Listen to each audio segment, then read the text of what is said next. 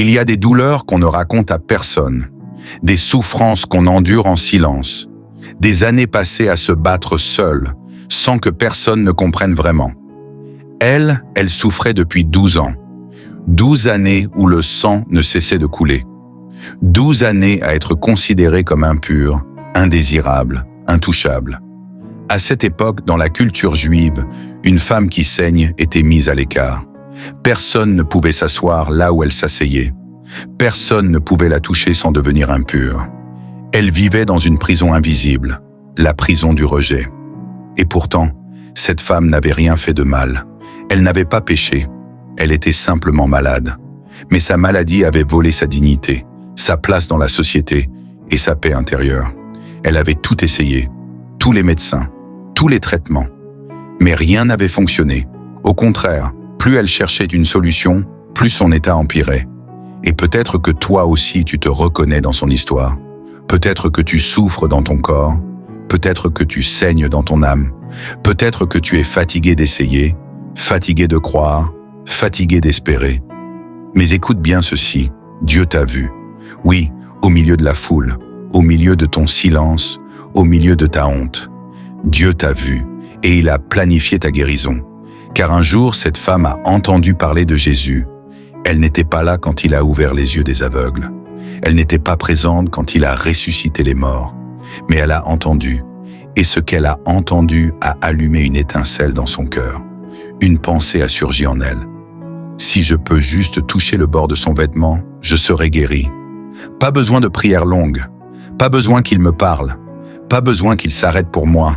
Juste un toucher. Même un coin de son vêtement me suffit. C'était une foi pure.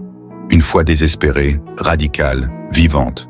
Mais cette décision n'était pas sans risque. La loi disait qu'elle ne devait pas s'approcher. Elle n'avait pas le droit d'être au milieu de la foule. Si quelqu'un la reconnaissait, elle pouvait être rejetée, humiliée, voire lapidée.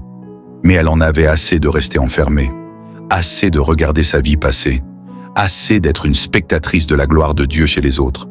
Elle a décidé que ce jour-là, elle allait le toucher. Et peu importe le prix. Alors, elle est sortie de chez elle, faible, fragile. Chaque pas était une lutte, mais elle avançait. Chaque mètre la rapprochait du miracle. La foule était là, nombreuse, bruyante. Mais elle ne regardait plus les obstacles. Son regard était fixé sur Jésus. Elle s'est faufilée entre les gens. Elle s'est baissée, s'est glissée, s'est cachée. Et d'un geste soudain, elle a tendu la main. Son doigt a effleuré le bord du manteau. Juste un instant, un contact minuscule. Mais dans ce petit geste, elle a mis toute sa foi, toute son espérance, toute sa douleur. Et alors, quelque chose s'est passé. Elle l'a senti immédiatement. Son corps a été guéri. La perte de sang s'est arrêtée. La douleur a disparu. Et Jésus s'est arrêté. Au milieu de la foule, alors que des dizaines de personnes le touchaient, Jésus a dit « Quelqu'un m'a touché ». Les disciples ne comprenaient pas. « Maître, tout le monde te presse et tu demandes « Qui m'a touché ?» Mais Jésus savait. Ce n'était pas un contact physique ordinaire, c'était un contact de foi. Quelqu'un avait tiré sur la puissance. Quelqu'un avait touché son cœur. Quelqu'un avait activé le ciel. Et pendant que Jésus cherche du regard, la femme tremble. Elle a reçu ce qu'elle espérait, mais maintenant, elle a peur. Elle s'approche. Elle se jette à ses pieds. Et devant tout le monde, elle raconte toute la vérité. Ce qu'elle vivait, ce qu'elle a osé faire, et ce qu'elle a ressenti quand elle a été guérie. Et Jésus ne la condamne pas. Il ne la réprimande pas. Il dit simplement « Ma fille, ta foi t'a sauvée. Va en paix et sois guérie de ton mal. » Il y a des foules autour de Jésus, des centaines de personnes. Tous veulent quelque chose. Tous le pressentent. Tous le touchent. Mais ce jour-là, un seul toucher a fait trembler le ciel. Pas le plus fort, pas le plus voyant, pas le plus bruyant. C'était le toucher silencieux d'une femme brisée, exclue, impure, cachée, mais remplie d'une foi rare. Et Jésus s'arrête, au beau milieu de sa mission. Il était en route pour sauver la fille de Jaïrus, une urgence, mais il s'arrête. Pourquoi ? Parce qu'il ne pouvait pas ignorer un tel acte de foi. La foi attire la puissance céleste. La Bible dit Jésus connaissant en lui-même qu'une force était sortie de lui. Oui, la foi tire la puissance de Dieu. Elle ne supplie pas. Elle attire, elle aspire, elle déclenche quelque chose dans le monde invisible.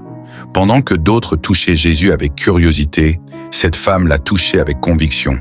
Et ce que beaucoup n'ont pas reçu avec leurs mains, elle l'a obtenu avec son cœur. Tu peux être invisible aux yeux du monde, mais ta foi peut t'exposer aux yeux du ciel. Quand tu oses croire, le ciel s'arrête pour toi. Imagine la scène. Jésus est en marche, les disciples sont pressés, mais soudain, le Fils de Dieu s'arrête. Non pour un roi, non pour un chef religieux, mais pour une femme impure, rejetée, oubliée. Tu te sens insignifiant? Tu penses que Dieu est trop occupé? Que tu n'es pas assez saint, pas assez parfait? Écoute bien, la foi arrête Dieu. Elle est le langage que Dieu comprend toujours. Elle est le cri que Dieu ne peut ignorer. Elle est le geste qui touche son cœur. Elle a tout dit et il a tout restauré. La femme tombe à genoux. Elle confesse, elle explique, elle raconte. Pas pour se justifier, mais parce que quand tu rencontres vraiment Jésus, tu ne peux pas rester silencieux. Elle ne savait pas que son témoignage allait traverser les siècles, mais en osant parler, elle a marqué l'éternité. Et toi? Que vas-tu faire de ta rencontre avec Jésus? Vas-tu rester dans l'ombre? Ou vas-tu confesser sa bonté devant les hommes? Un mot qui change tout. Ma fille. Jésus aurait pu l'appeler femme, comme d'habitude. Mais non, il dit « ma fille ». C'est la seule fois dans les évangiles que Jésus utilise cette expression, parce qu'il ne voulait pas seulement guérir son corps, il voulait restaurer son identité. Elle n'était pas qu'une malade, elle était fille du roi. Ce que la maladie avait volé, ce que la société avait piétiné, ce que la douleur avait brisé, Jésus l'a restauré par un mot. Et il veut faire la même chose pour toi. Te rappeler que tu n'es pas défini par ta souffrance, ni par ton passé, ni par ce que les autres disent. Tu es fils, tu es fille, tu es aimé. Ta foi t'a sauvé, va en paix. Tu vois, Jésus n'a pas dit « ma puissance t'a guéri ».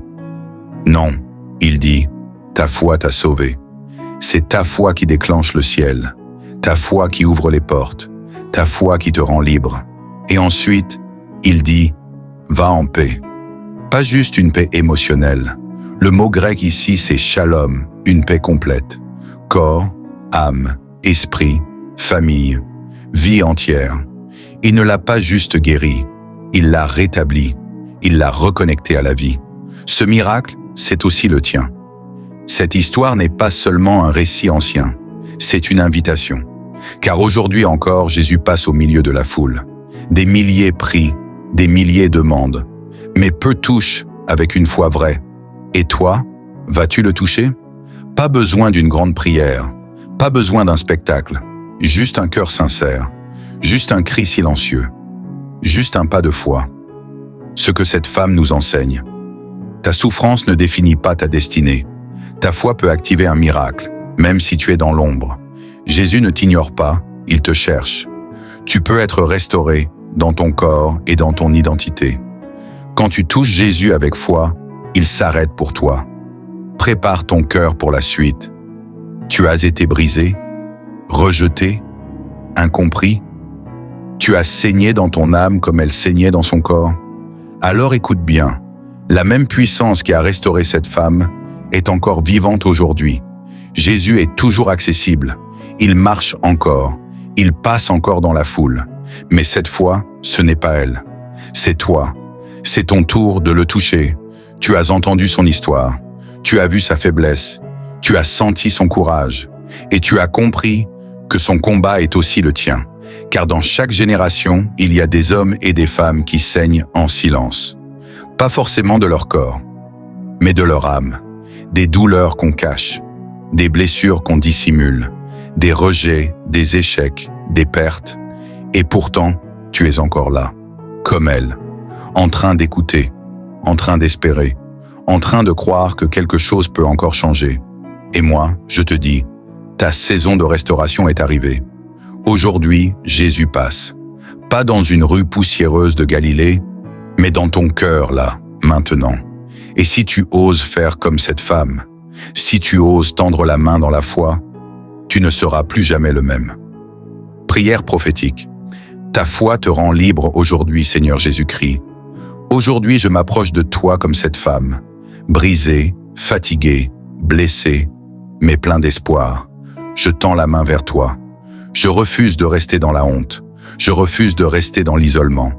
Je crois que ta puissance n'a pas changé. Tu es le même hier, aujourd'hui et éternellement.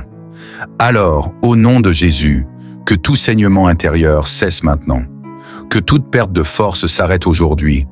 Que tout esprit d'impureté, de rejet, de honte quitte ta vie maintenant. Seigneur, je te touche avec foi. Je ne te demande pas seulement une guérison physique. Je te demande une restauration totale. Guéris mon cœur. Guéris mes souvenirs. Guéris ma dignité. Redonne-moi l'assurance de mon identité en toi. Je brise au nom de Jésus le cycle de la souffrance cachée, le cycle de l'humiliation,